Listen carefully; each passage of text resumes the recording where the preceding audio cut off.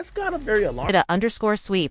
Future's blood brother FBG Casino is now facing a federal sentence that could put his ass away for life. And this case has the entire hip-hop community shook. Behind Casino's flashy lifestyle and FBG connections, he was running a major operation that ultimately led to the feds kicking down doors with 21 kilograms of that poison and nearly $400,000 in cash.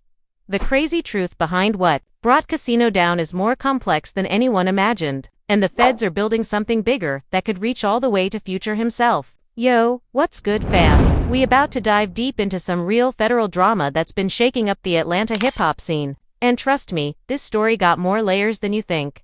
Now, before we get into this wild ride, let me keep it 100 with y'all. The streets been buzzing about Casino getting snatched up, but yo, we about to separate the facts from the fiction.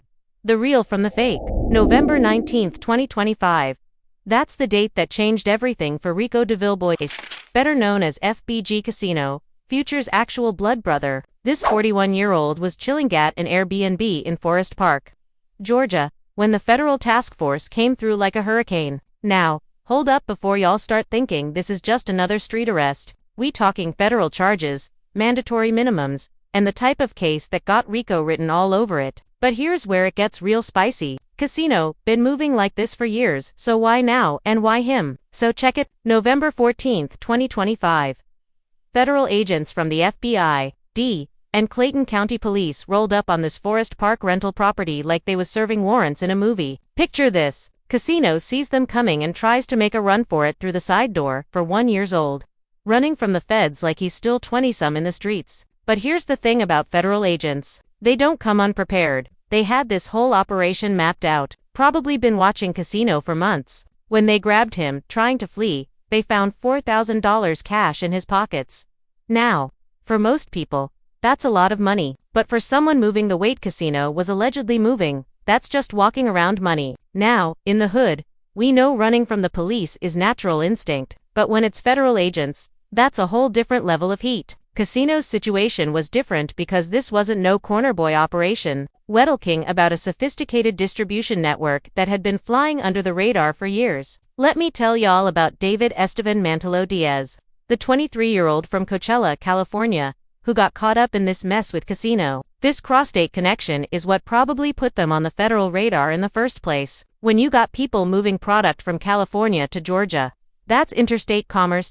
And that's when the feds get interested. This young man from the West Coast probably thought he was just making some easy money, but now he's facing the same life sentence as Casino. They caught Casino with $4,000 cash in his pockets, but that was just pocket change compared to what they found inside. 21 kilograms of that deadly substance, $380,000 in rubber-banded cash stacks, a money counter, food sealer machine, and a Glock 19.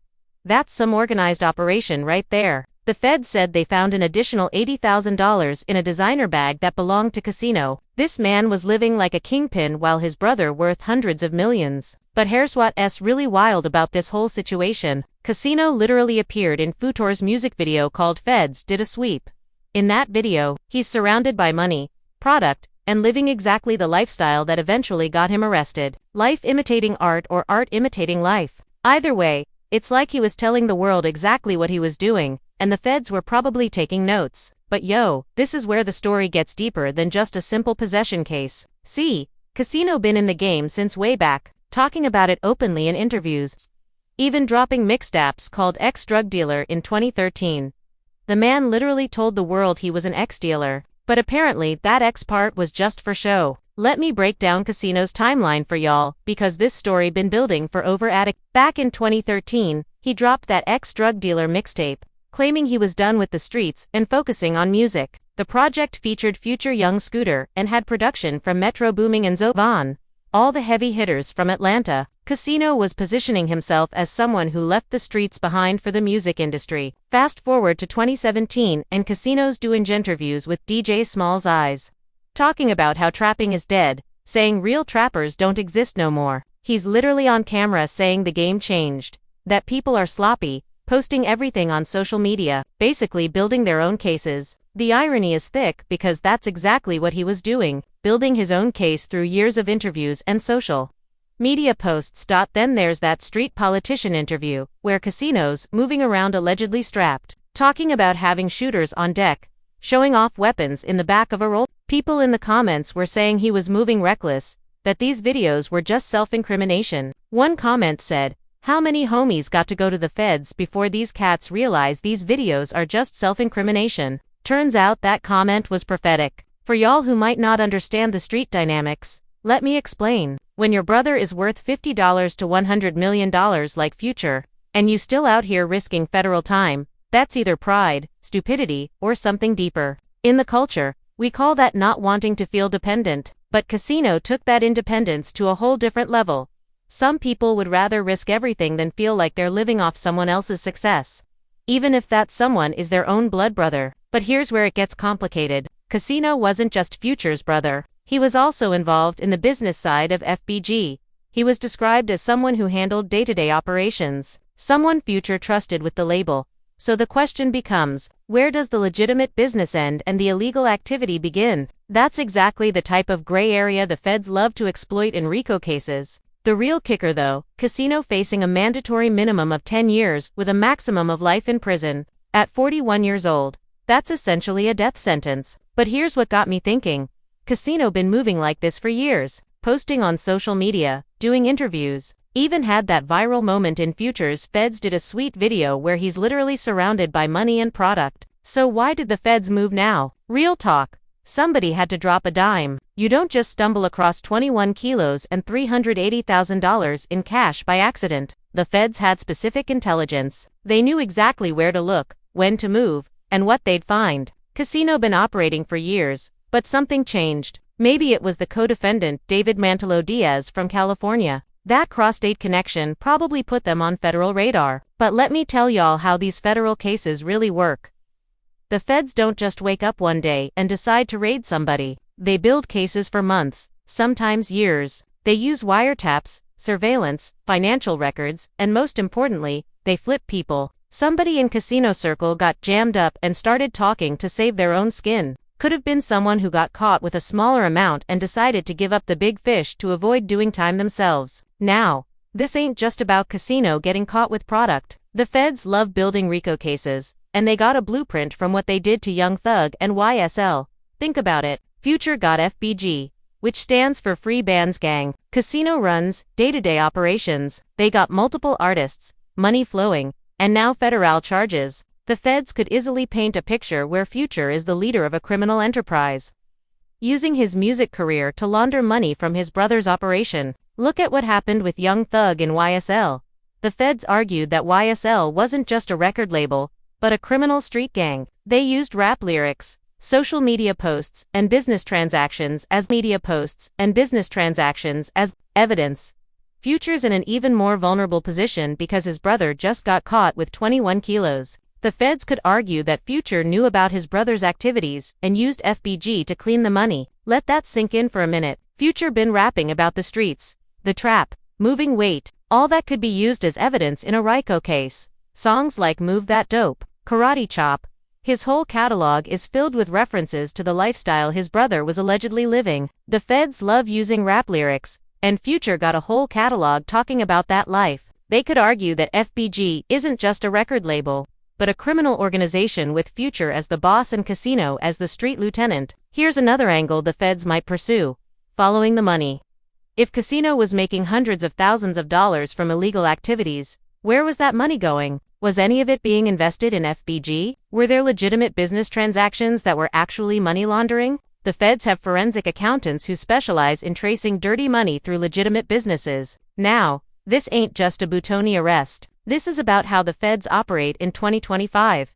They don't just want the street-level dealers. They want the whole organization. Look at what happened with YSL. Look at what they tried with Cash Money back in the day. Look at the BMF case. The pattern is always the same. Start with the soldiers, work your way up to the generals. But here's what really got me thinking. Why now? Casino been doing this for years. So why did the feds move in November 20,125? Could be that Trump's new administration is cracking down harder on these cases. Could be Tatsumi and High, up in Casino's organization, got arrested and started cooperating. Or could be that the feds finally had enough evidence to move forward with a larger RICO case. But here's what really got me confused. Why was Casino still in the streets when Future could have easily put him on payroll? We talking about a man worth hundreds of millions and his blood. For what reason is this brother out here risking life in federal prison? He may have been keeping his distance out of pride, independence, or even the future because he knew this day would arrive. You see, there's a mindset in the streets that you don't give up on the game that shaped you. Some people believe they owe the streets something, even if they have good prospects. Casino may have believed that he was unable to just leave the network he developed over the years. The people who relied on him, yet his devotion to the streets could cost him his life. We realize that family loyalty is strong in the streets, but business is business. Future most likely advised Casino to stop playing the game years ago. But you can't save someone who doesn't want to be saved. Future is now in a situation where supporting his brother could put him in a federal conspiracy. The feds may claim that Future's payment of the casino's legal defense constitutes proof of a criminal operation providing for its members. The true question is whether the feds are creating something more significant or if this is simply about the casino. They accused Casino of conspiracy, indicating that they think he was collaborating with others. They were able to communicate with Mantelo Diaz in California.